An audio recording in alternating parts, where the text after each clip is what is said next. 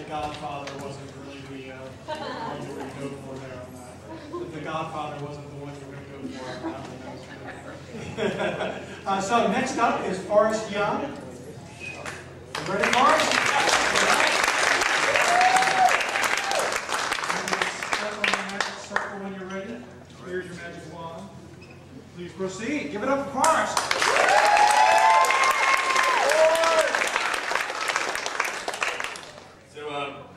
In honor of the conventions that are going on, I'm going to tap the left side here. This is my favorite comic of all time. I don't care if she's a tape dispenser. I love her. I think this comic kind of embodies my approach to art, or Marcel Duchamp's conception of the ready-made, that any ordinary object can essentially be viewed as art on the part of the observer. So this is the necker tube. Now some people see a downward-facing tube, some people see an upward-facing tube. And it's called multi-stable because it depends on your perception in terms of how you perceive it.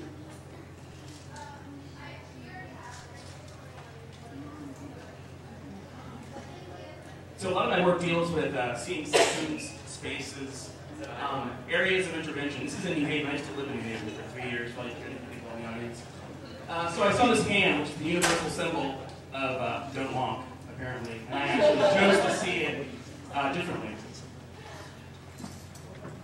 So this is a still from a short movie that I made called Celebration. That's my alter ego, that's actually myself. Self-titled The Red Hero. My mission is to change people's perceptions of the ordinary. So next time you see a sign, you think of a high five. It's based on work. So coloring books present really interesting systems of participation. Your choice to either follow an existing narrative that you know, or to deviate from that and create a new narrative.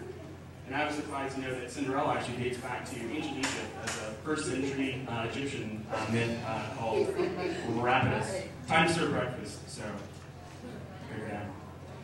This is a type of image piece with Wilma Rudolph called the Quick Brown Fox.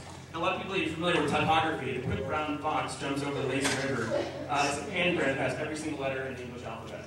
You also recognize the typeface is somewhat to Jurassic Park and Jumanji, so it's kind of become the default black typeface. This piece kind of talks about stereotypography. Imagine that. This was an installation called Don't Forget to Breathe, and it's in a men's restroom in New Haven.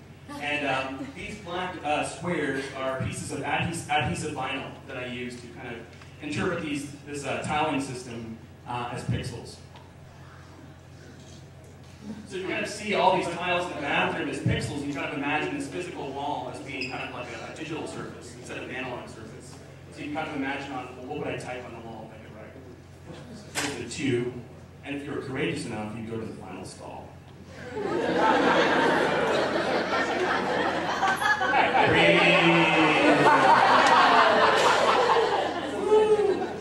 again, this is a thread that kind of moves throughout all my work, seeing systems and kind of figuring out other systems that can inhabit those systems by some kind of intervention. That toilet paper totally makes this. So continuing on with this theme of seeing tiles as pixels, this was a still from a time-lapse piece I did in the pizzeria. And you're wondering, like, how do I get to do all these pieces? Well, one is I always make friends with custodial staff no matter where I am. So I always know that in the after hours I have to do some things in the bathroom. Art ones. Here you can see basically it's a clock that spins, but each of these stills was taken in between pizzeria patrons that had gotten up and come back, and I knew these. They're actually pieces of paper on the floor. So it kind of represents an 8-hour cycle. But the movie is just a looping piece. And this was a piece called 24 Hours, and I was walking across this really desolate part of New Haven, and I saw the W went out, and I go, Al Greens. How great is that? It becomes Al Greens. Al Greens. Anyway, it doesn't get much better than this. This is a piece called Fractal, and I was kind of like looking at things and see if I could see things as other things, and I was walking past the street pole. Oh my gosh, that's the Eastern Seaboard. So I actually superimposed a collage of a picture that I got from the NASA site of the Eastern Seaboard, and where the kind of actual picture and the street pole is kind of a blurring of distinctions. This is the Yale School of Architecture, the formidable, brutalist home to many, many angry men. And I think there are like 4 women in the entire program, and so that was kind of an inspiration for this piece. I was looking at this kind of brutalist piece of architecture and figuring out how could I affect this somehow. So I actually met with the 4 women. They said, you know, we don't have any visibility. No one even knows that we exist. So I looked at the spaces and I thought, oh wow, there are all these grooves and stones and things like that. There's all this drab gray and beiges, especially when it rains. So I thought, well, if I could actually add some color to this school and to tie in some kind of conversation with gender, that'd be great. So there was this hot pink little blotch left over from the construction center. So hot pink came to symbolize the new addition to the architecture school. So that hot pink is perfect because it symbolizes both construction and the new direction of the school, as well as obviously bringing up conversations of gender. So I thought, hot pink. Let's do that. So I taped the entire school. So getting a whole bunch of rolls and rolls and rolls and rolls and rolls of hot pink duct tape.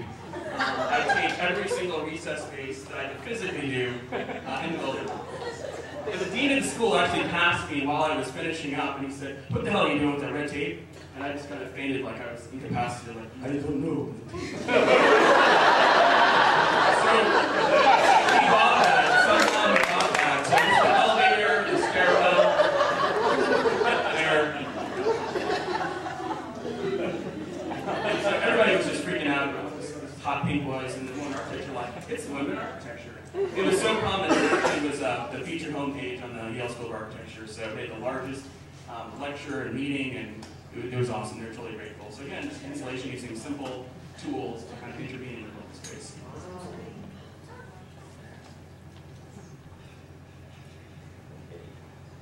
And this is my last slide. This is actually a functioning clock. This reads 7:48 p.m. and 51 seconds.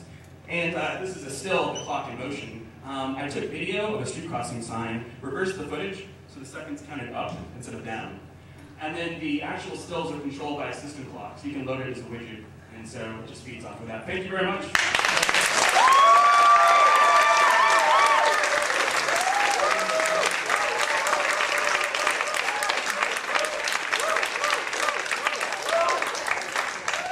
Excellent. Thank you so much, Marsh. Are there any questions for Forrest? Surely there must be. Yes, I see one. You look hard, but on the internet you can kind of find anything. So I found on the internet. There wasn't any local stores, but I ordered online. Yeah, hot things like. Was there another hand over here? Yes. Have you, like, in all your favorite exhibits that you've done, have you ever the law? Like, do these people really do this? Yeah, the law is very interesting. I think when it comes to the law, actually, the cops were called in. I think 3 of the pieces that I did. The high five performance piece that I did at New Haven. Actually, 4 cops showed up and said, "You know, what the hell are you doing?" I go, "High fiving the sign." And you can see that the brains are short circuit. Yeah, well, yeah, just finish up on that.